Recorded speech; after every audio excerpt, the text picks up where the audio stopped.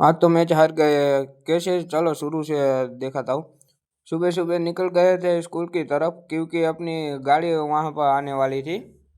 हमको जाना है लालपुर खेलने और अपनी गाड़ी भी आ गई और सॉन्ग सुनते सुनते निकल गए मैच खेलने के लिए। चलो वहाँ पे जाके आपको सब मिलता हूँ।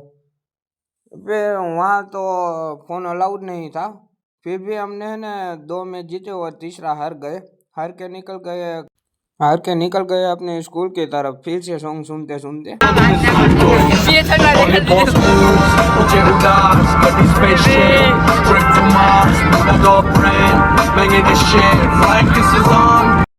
फिर स्कूल पहुंच के सबसे पहले अपनी मरहम पट्टी की क्योंकि वहां पर लग गई थी थोड़ी सी।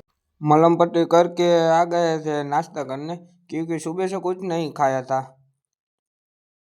तो अब घर पे आ गया हूँ और चलो अब नेक्स्ट व्लॉग में मिलते हैं। लाइक एंड फॉलो कर देना। सी यू बाय।